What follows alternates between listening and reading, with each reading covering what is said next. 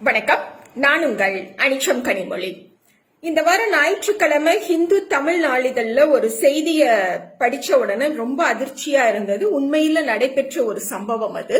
ஒரு 7 வயது பெண் பிள்ளைக்கு தலையில பேன் நிறைய இருக்குதுன்னு அதை ஒழிக்கணும் அப்படிங்கறக்காக மெடிக்கேர் அப்படிங்கிற ஷாம்புவை அந்த பெண் பிள்ளையோட தலையில அவங்க அம்மா தடவிட்டு அது ஒரு 20 நிமிடம் தலையில அப்படியே இருக்கணுங்கிறனால அவங்க Facebookல சோசியல் மீடியாவை பார்க்கவும் அந்த 7 வயசு பொண்ணு டிவி பார்க்கவும் உட்கார்ந்துட்டாங்க.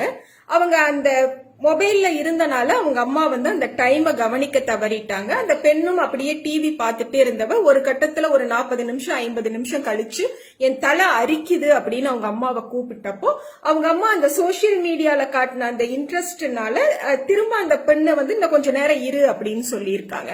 கிட்டத்தட்ட ஒரு 1.5 மணி நேரம் கழிச்சு அந்த பெண் என்னால முடியல, எனக்கு ரொம்ப என்னவோ மாதிரி இருக்குதுன்னு அவங்க அம்மா அந்த பெண்ணை கூட்டிட்டு போய் குளிக்க வச்சு கூட்டிட்டு வந்தப்போ அந்த 7 வயசு பெண்ணோட அந்த முகம் எல்லாம் ரொம்ப வீங்கி போன உடனே அவசரமா மருத்துவமனைக்கு கூட்டிட்டு போயிருக்காங்க. அப்படி மருத்துவமனைக்கு போகவே அந்த பெண் சுயநினைவை இழந்திருக்கிறா, மயக்கமாயிட்டா. அப்ப டாக்டர்ஸ் செக் பண்ணதுக்கு அப்புறம் அந்த பெண்ணோட அந்த மருந்து அவங்க தேய்ச்ச அந்த ஷாம்பு மூளை வரைக்கும் இறங்கிருச்சு. அதனால கோமாக்கு போயிட்டான்னு சொல்லி இப்ப அந்த பெண் உயிரோடவும் இல்லை, இறந்து போயிருச்சு அந்த 7 வயசு பெண் அப்படிங்கிற ஒரு அதிர்ச்சியான செய்தியை படிக்க நேர்ந்தது.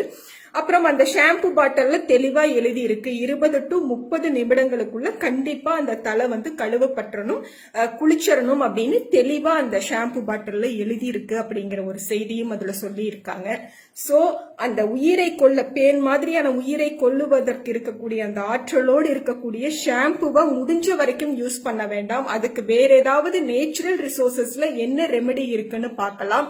இல்ல அப்படியே உபயோகப்படுத்தக்கூடிய கட்டாயத்தில் இருக்கவங்க தயவு செய்து ஒரு 10 நிமிடத்துக்குள்ளாக அந்த பிள்ளைங்களோட தலைய கழுவறக்கு உரிய முறையை பயன்படுத்தணும். எந்த ஒரு டைவர்ஷனும் இல்லாம கவனம் அவங்க மேலேயே இருக்கணும் அப்படிங்கறத இந்த செய்தி குறிப்பிடுது. அதுக்கு அடுத்தபடியா பொடுகுன்னு சொல்லக்கூடியதும் கூட நம்முடைய தலையில இருக்கக்கூடிய ட்ரைனஸ், வறட்சியின் காரணமாக நம்மளுடைய அந்த மண்டை ஓட்டுல இருந்து உற்பத்தி ஆகிறது தான்.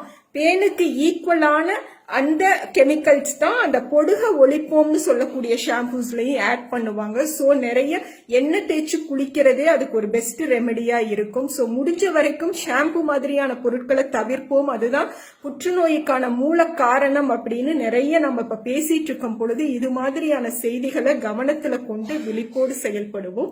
நன்றி.